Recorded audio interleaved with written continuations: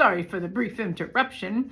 I had to take a very important phone call, so hopefully I'll make it through the majority of this now without being interrupted, so that I can just, contain it into 2 videos now. And sorry, I was eating.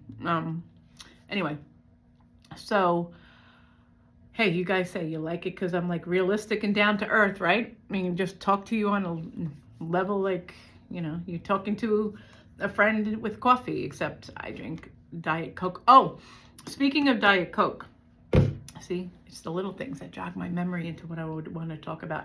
So in the previous video, which, like I said, I am going to put up, even though I'm not happy with it at all, I talk about the debulking, it's radical debulking surgery that I had on my leg.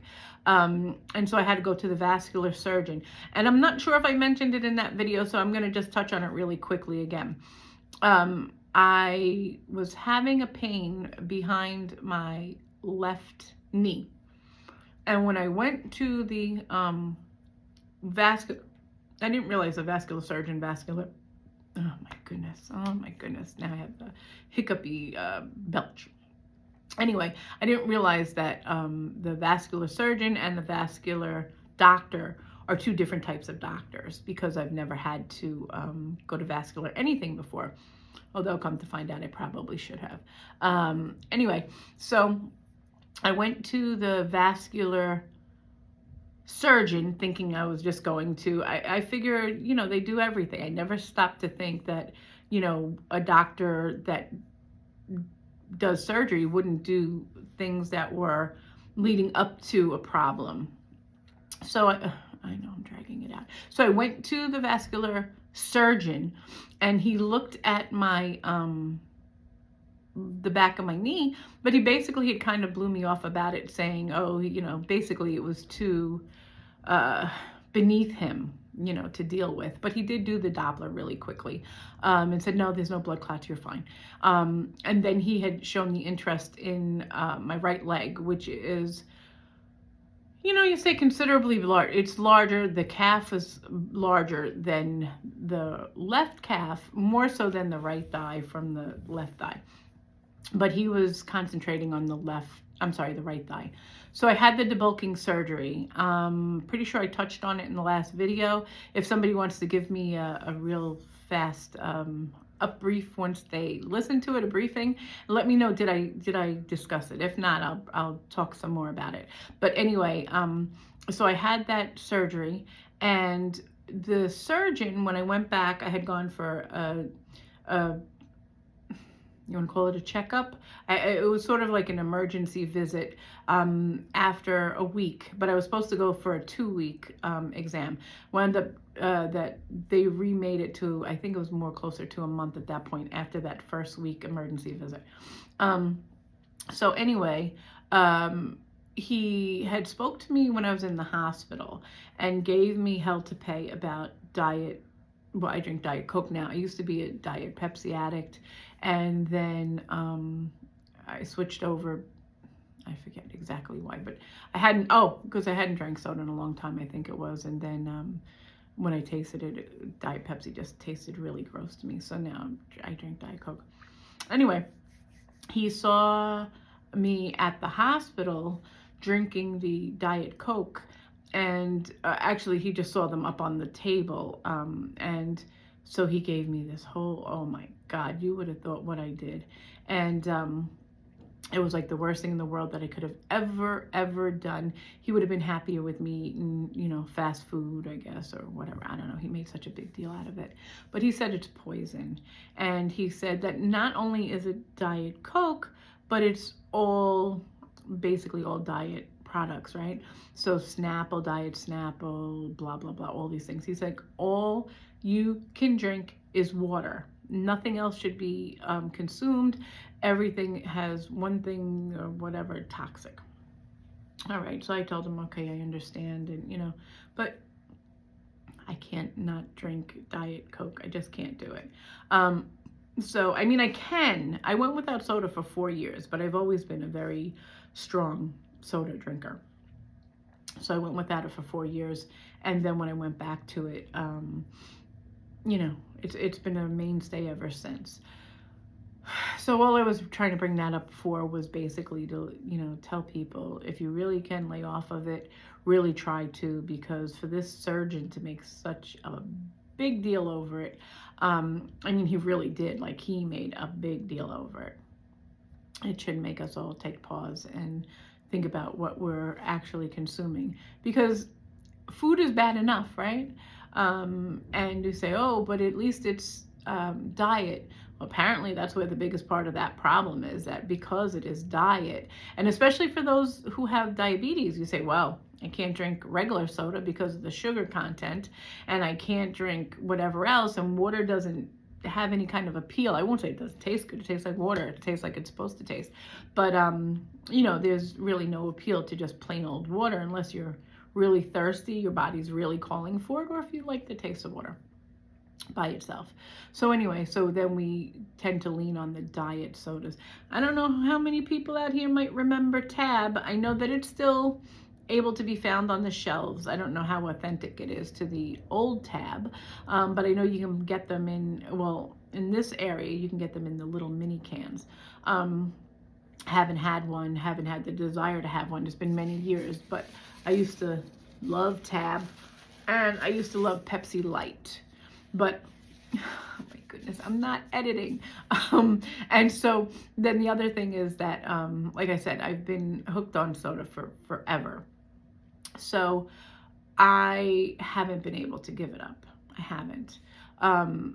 But so anyone who is able to, it is really something that he insists is so critical.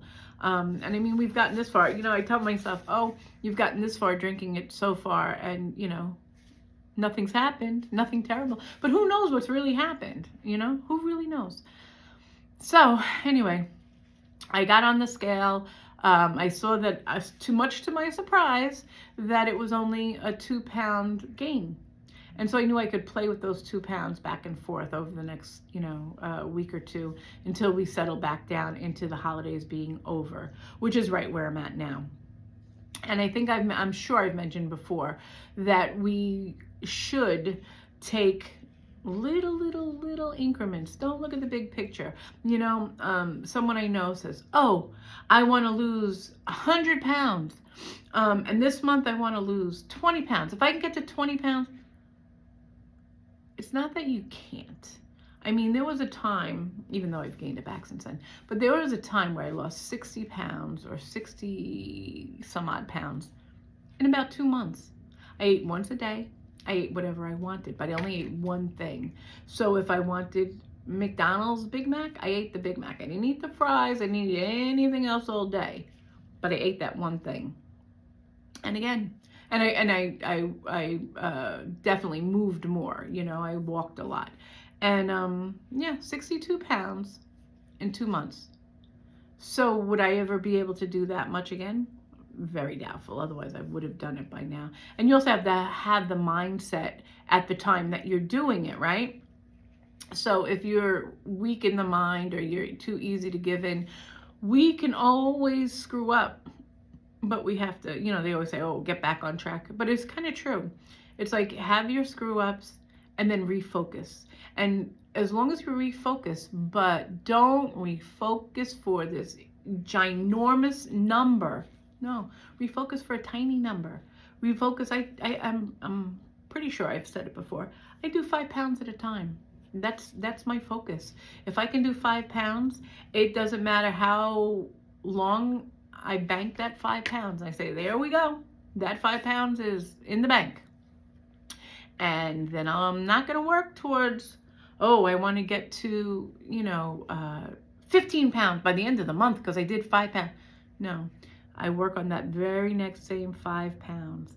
And whatever comes during that time, from the beginning of the new 5 pounds till I make it to 5 pounds, it is what it is.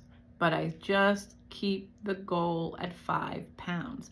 That way, I don't really disappoint myself. I don't sabotage myself per se, because there's not that much to be disappointed at. Now, if you do something similar to like I did with the holidays, right? I think we all do it. It's supposedly, the joke is holiday calories don't count, which of course they do. But anyway, if you avoid any kind of, let's just say, weighing on the scale, but if you avoid accountability completely, for a long amount of time, you're going to regret it, obviously, because old habits creep up quickly. And Ozempic or not, like I've explained to you, you have to work with it, especially after you've been taking it for a while. That first initial month or two, you're going to that's why you hear all these people, 40 pounds in 2 months, and 25 pounds in a month, or 15 pounds in a month. Those people have all had fantastic restriction. Their A1Cs have leveled if they needed to. Might not be, I don't know that much about diabetes because, like I said, I've never been diabetic or pre-diabetic, but I just know that there's a really high number. Then there's a range that's not so terrible. And I think that people, if they hit like a 7, they're satisfied. I've always been in like the range of 5. Anytime I've gone to the doctor, the hospital, it's always around the 5-ish, so again, I can't relate to that other than to just tell what I know.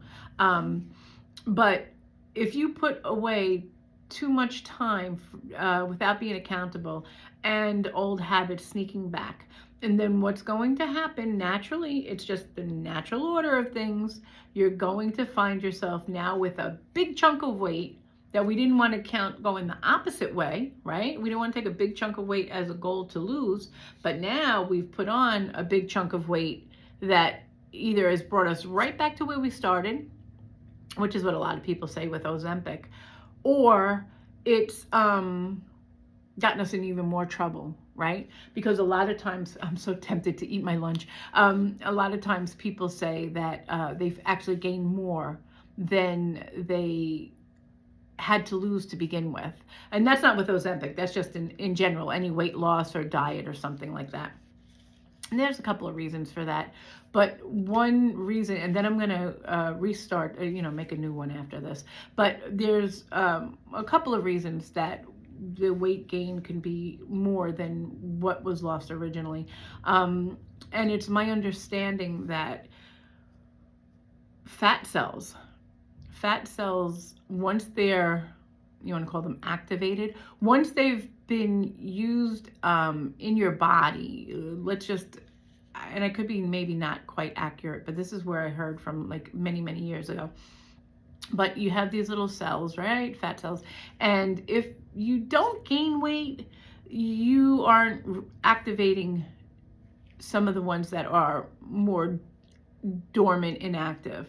But if you gain weight, you've kind of clicked off, a few more here and there. So now those guys have been activated. And as you gain more weight, you're filling up a couple more, right? Apparently, and again, could be debunked and it might not be true, but it's my understanding that once you've activated these fat cells, once they've been put into motion, doesn't matter how much weight you lose, they're always waiting for that next Snickers bar, to pop up and fill up again. Which is the same way as when they say if you have lipo or any of these other types of enhancement surgeries, right? If you gain weight, you're still going to gain weight. It's just going to be somewhere else because those fat cells have been removed. So, I want to kind of believe that it makes sense that the fat cells, once they've been activated, and I'll actually even point to something in general, which is why I believe that I'm the fatty that I am. It was said many years ago for most of us. It would be in our childhood. Fat babies were healthy babies, right? And if you look at the video that I have on the front of my channel, page, whatever the heck you call it. And it doesn't matter how many people look at it. There's no kind of monetary thing. I have a Kelly Clarkson song on there that was approved. No, it's supposed to be copyright, but they don't do it the way it was worded. Basically, it's okay to have it on there. They're not going to strike me for it. But anyway, if you look at those pictures, you will see I was a normal 6 pound and change baby. But if you see what happens right after that, my mother believed in fat kids because fat babies were healthy babies. Well, if I tell you now, there's 8 of us, we would have to have the panoramic, widescreen, ridiculous football field lens to fit us all in because everybody is extremely overweight. And so when you see those pictures, you'll see myself, my brother, and it's 2 brothers. And I believe for my 2nd birthday, and I'm sitting on the table. Yeah, and I think it's my 2nd birthday. It might be my 1st birthday, but I think it's my 2nd. I'm huge with these dark circles under my eyes. My brothers are huge. I mean, it's just disgusting of a disgusting photo. But I want to go so far as to say those fat cells were already being set in motion, right? And over the course of time, there was a short, I don't know why I keep going on. Let me cut it here. Let me eat my lunch, and then I'll make a part 3.